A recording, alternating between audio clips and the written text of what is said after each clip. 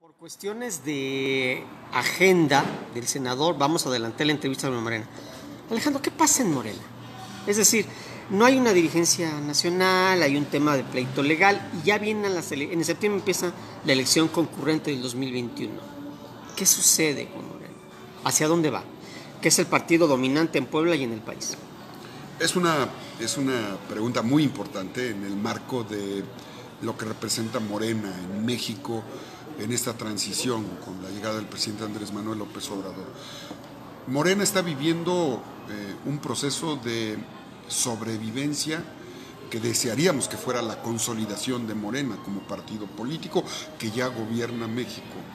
Morena, entiendo, no quiere perder ese origen ideológico, esa esencia como movimiento social de la base, pero está en esa discusión, en esa lucha de ser esencialmente un movimiento, pero el hecho es de que hoy ya es un partido político nacional con 5 años de vida, probablemente no tenga la madurez institucional.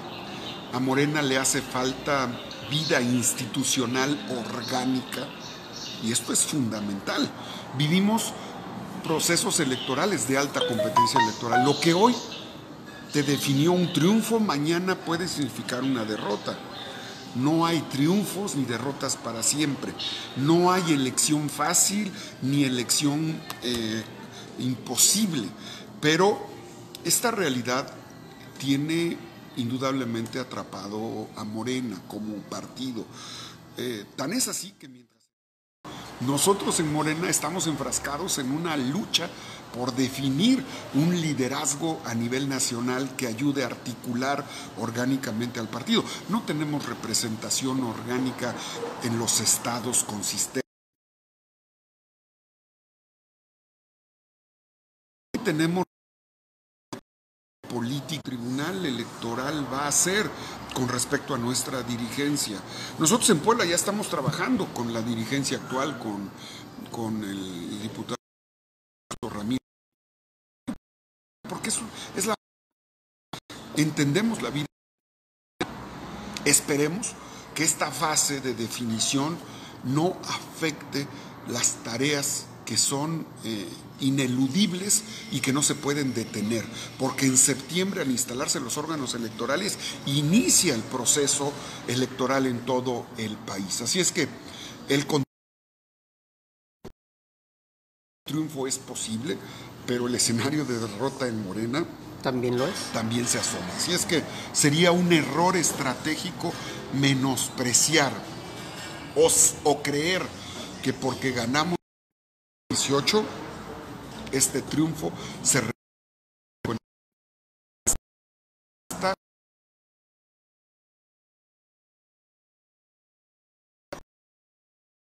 de la votación que tuvo Morena del 19 al 10 con respecto al 18, como para entender realmente cuál es el parámetro de lo que nos puede pasar en el 2021 si no asumimos con seriedad, con prudencia, con sentido de unidad el papel que nos corresponde a los que militamos o somos simpatizantes de Morena. Alejandro, dijo el gobernador la semana pasada que Morena no tarda en deslindarse de él. ¿Tú ves ese escenario? Y otra, ¿crees que Morena deba deslindarse del gobernador de Puebla? No debe ser. Para Morena es fundamental la participación política del gobernador,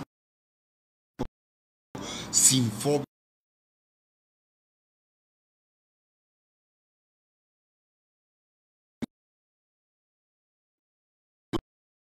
con sus presidentes y presidentas municipales y sus representantes populares, y sería un error estratégico del partido dejar fuera de ese contexto a los gobernadores, no solo de Puebla, como sería un error estratégico dejar fuera a las y los senadores, a los diputados. Necesitamos unidad, necesitamos cohesión, necesitamos de todas y de todos para construir a Morena de manera competitiva, orgánica e institucional. Alejandro, ¿vas a competir en el 2020? ¿Competirías, buscarías la alcaldía de Puebla? No lo tengo en mi radar ni en mi contexto de competencia, lo digo con toda franqueza, Roberto. Estoy concentrado en las tareas que el Senado me ha asignado, sobre todo de cara a la aprobación del paquete económico como presidente de la Comisión de Hacienda. Ahora, ¿qué necesitaría Morena para retener Puebla capital, la mayoría en el Congreso y los municipios? Unidad, competitividad y los y las mejores perfiles. Ahora, ¿a qué atribuyes la inestabilidad interna de Morena? ¿Hay un desinterés del presidente López Obrador en su partido? No, el presidente está ocupado en la reactivación del país, en el combate a la corrupción y en construir una nueva etapa donde el gobierno esté separado de los intereses de otro orden. El gobierno hoy le sirve a ricos y a pobres, a empresarios, a productores, a trabajadores, a los sectores productivos, a los sectores sociales. El partido tiene que desarrollarse.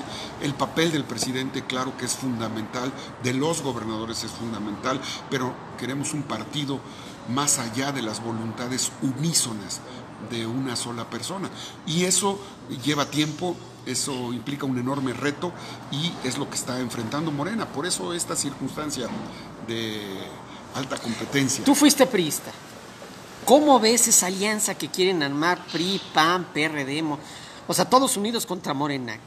¿Qué opinas de una alianza PRI-PAN, que sería, pues desde mi perspectiva, un hito en la historia, ¿no? Bueno, en Puebla ya lo eran. Sí, pero no hay nada nuevo. Pero las allá, cúpulas.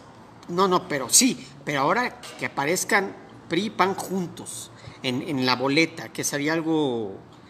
De alguna forma eso demuestra la debilidad de ellos, que solamente juntos son competitivos, pero de alguna forma sí les da fortaleza. ¿Tú qué opinas de esto? Mira, yo voy a hablar a nombre de simpatizantes, porque dialogo con muchos simpatizantes del PRI y del PAN. Y las dirigencias nacionales cometen errores garrafales. Están desconectados del sentimiento de las militancias. Eso les pasó. Eso le pasó al PAN y eso le pasó al PRI. Por eso perdió muchos cuadros y sigue perdiendo muchos cuadros. Perdió su esencia, perdió su razón de ser, perdió su nacionalismo. El PAN tenía una carga nacionalista, el PRI tuvo una carga nacionalista. Mientras el PRI y el PAN se sigan comportando como corporativos de empresas transnacionales que solo buscan intereses económicos de saqueo en el país, las militancias les van a dar la espalda. Muchísimas gracias. De la ley hacendaria. Bueno, la ley de ingresos, el presupuesto y el paquete económico son los temas centrales que abordaremos a partir de este inicio de periodo ordinario en septiembre. Los criterios de política económica serán entregados el 8 de septiembre e iniciaremos todo este proceso de revisión de lo que sin lugar a dudas debe de ser un presupuesto, una ley de ingresos promotora de la inversión que recupere la confianza en materia laboral y sobre todo que impulse la reactivación económica después del COVID. Ahora, me comentabas que hay que destinar un presupuesto para vacunas contra el COVID. Sí, es muy importante, aunque bueno, el gobierno de la República, el presidente Andrés Manuel, el secretario de Hacienda han señalado que ya tienen planteamientos muy claros, ya desde este año ha habido economías que se han estado destinando, incluso aprobamos una serie de modificaciones al presupuesto que le permite al presidente tener ya desde ahora una bolsa de recursos porque probablemente se puedan adquirir vía este contrato con la Organización de Naciones Unidas y la Organización Mundial de la Salud, se puedan adquirir ya un paquete de vacunas en lo que será seguramente noviembre, diciembre de este año y tendríamos que darle continuidad a esa asignación presupuestal en el 2021.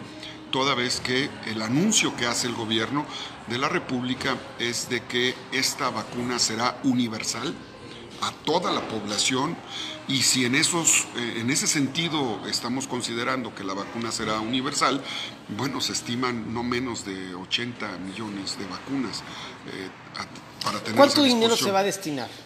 Bueno, hay que hacer ahí una fórmula porque se estima que el costo de la vacuna esté en $4. Que nos estamos comunicando permanentemente con los sectores productivos.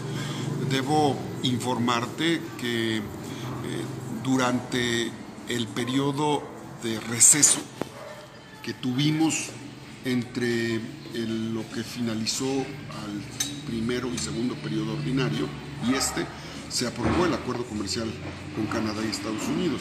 Y durante todo este periodo dialogamos con los sectores productivos, con las cámaras empresariales. Y hubo un anuncio hace 2 meses del Banco de México. Puso a disposición 850 mil millones de pesos, 50% para el sistema financiero y 50% para otorgar créditos superiores a los que el gobierno de la República otorga, de 50 mil pesos para la economía informal, para los micro, pequeños empresarios. ¿Por qué comento esto? Porque afirma la Asociación de Bancos de México y el Banco de México que hay recursos, pero que no han ido por acceso. ellos. Pues, no han tenido acceso. Y quiero decirte que los pequeños, medianos y grandes empresarios cuentan con la infraestructura suficiente como para poder acudir a los bancos y tener acceso a ese tipo de créditos que son verdaderamente muy importantes.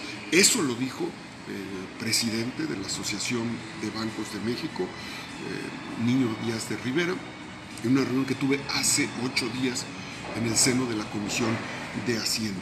Pero sí es importante afirmar que nosotros en la Comisión iniciaremos la próxima semana un mecanismo inédito en la presentación de la Ley de Ingresos. Vamos a hacer un esquema de diálogo abierto. ¿Esto qué significa?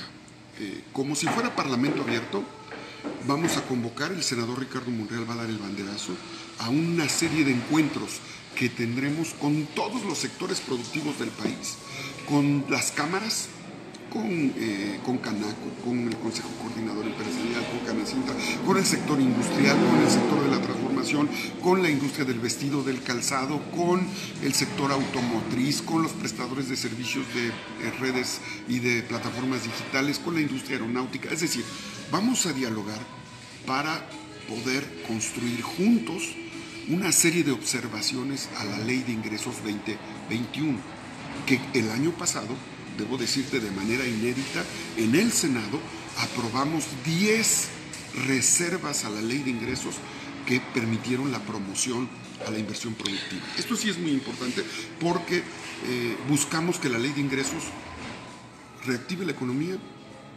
cuide los empleos y obviamente proteja a los micro, pequeños, medianos y grandes empresarios nacionales. Alejandro, ¿va a haber dinero para los estados y municipios? Porque también los gobernadores, alcaldes se quejan de que la 4T les ha quitado recursos, ¿no? De que ya, igual las universidades, de que hay una especie como de que como hay corrupción, demasiada corrupción, el único que tiene dinero es el gobierno federal. ¿Se va a cambiar el espíritu de la Ley de Ingresos? Es decir, ¿se va a apoyar más a los estados, municipios, universidades y todo ello? El paquete económico, Roberto, tiene, por un lado, los precriterios de política económica, que son las variables que te dicen cómo va a estar la economía del país y la capacidad recaudatoria. Bueno, una vez que tienes eso, haces la estimación de ingresos. Y esa estimación de ingresos es la Ley de Ingresos. ¿Cuánto va a tener México? Este año, 6.1 billones de pesos. A partir de esa estimación, por eso primero se aprueba la Ley de Ingresos, después se aprueba la Ley de Egresos, el presupuesto de gasto. El presupuesto de gasto no puede ser mayor a la Ley de Ingresos, no puedes gastar más de lo que estableces como posible ingreso. Bueno, en la Ley de Ingresos es facultad del Senado aprobarla. La Ley de Egresos es facultad de la Cámara de Diputados su aprobación, aunque ambas se aprueban como paquete económico. Ahora, en la Ley de Ingresos hay fórmulas que no permiten que los estados y los municipios reciban menos recursos. No es un asunto de que soy la 4T o ayer el PRI o antier el PAN te recorta presupuesto o recursos que son establecidos en la Ley de Coordinación Fiscal. Este año los municipios recibieron menos recursos en el periodo del COVID, cuando se desplomó el precio del barril, que llegó a menos cero, o a $2, menos $2 el precio del barril. Esto, la propia Secretaría de Hacienda lo informó, y el gobernador de Puebla, en el caso concreto, fue comentando que de una caída en los ingresos de participaciones federales a los municipios que había dado en 60%, o sea, se cayó 60%, ya se había recuperado a casi un 10%. Es decir, le compensaron en los meses subsecuentes esos recursos que no habían llegado durante los meses de crisis de los precios del petróleo por la lucha que hubo a nivel internacional entre Rusia y los países árabes. Así es que hay que decirlo con claridad, no habrá recorte, tendría que pasar una desgracia tributaria como para que los municipios recibieran menos recursos. Lo que hubo fue una caída en los ingresos petroleros, pero se compensó en los siguientes meses. Vamos a esperar al cierre de noviembre y diciembre para saber si durante el ejercicio del año hubo menos o se mantuvo las percepciones o las proyecciones de ingresos a los estados y a los municipios. Pero esa es una aclaración que en el caso del 2021 los diputados federales no podrán hacer consideraciones menores a los que establecen. O sea, que los que quitan dinero son los diputados federales. Bueno, porque, por ejemplo, ayer publicó mi medio, desde Puebla, que en los primeros 6 meses del año, Puebla tuvo 1,000 millones de pesos menos en participaciones federales. Sí, y las fueron recuperando durante los meses subsecuentes. Esto lo dio a conocer, desde luego, el gobierno del estado y la Secretaría de Hacienda. Claro, una contingencia como el COVID a nivel mundial y a nivel nacional, desde luego que afectó los ingresos del país, se paralizó la economía, y al paralizarse la economía los empresarios no pagaron impuestos durante este plazo. Hubo una serie de consideraciones, por ejemplo, que el Estado hizo para ayudar al sector terciario de la economía, que son los prestadores de servicios, que son los más afectados, restauranteros, hoteleros, áreas de entretenimiento, sectores turísticos, etcétera. Ahora bien, vamos a hablar de Puebla. ¿Cómo es tu relación con el gobierno del estado, con el gobernador Barbosa? Mira, es una relación que se ha construido a partir de la oportunidad que tuvimos de dialogar durante la campaña del 2019 con la intervención del senador Ricardo Monreal. Esa circunstancia de competencia natural electoral que se vivió, porque cuando hay una convocatoria y tú ejerces tus derechos político-partidarios, pues estás en competencia. Esa competencia se vivió intensa, pasión, con una gran pasión, como debe de vivirse todos los actos, todas las decisiones que tú tienes, pero ya durante la campaña se trabajó, participamos, y durante este primer año he tenido la oportunidad de hacer una serie de encuentros de trabajo institucional, de vinculación sobre todo con la Secretaria de Economía, con la Secretaria de Bienestar, con la Secretaria de Desarrollo Rural, con Ana Laura. Hemos estado trabajando en muchos temas que son de importancia para el gobierno del Estado, y creo que eso es lo fundamental. El senador tiene la obligación de contribuir para que a Puebla le vaya bien y para que al gobierno del Estado le vaya bien. Esa es la relación de trabajo institucional, de respeto político y de colaboración en ese marco de... Pero no son amigos. Bueno, en política... ni enemigos. No tenemos por qué ser enemigos, y las amistades se construyen con el tiempo. Yo le tengo un enorme respeto y admiración al gobernador, porque él enfrenta un estado minado por la corrupción, y él está haciendo un esfuerzo extraordinario por sacar adelante a Puebla, y claro que cuenta con el apoyo de tu servidor, indudablemente, incondicionalmente. Muchísimas gracias, senador. Muy buen día, muchas gracias.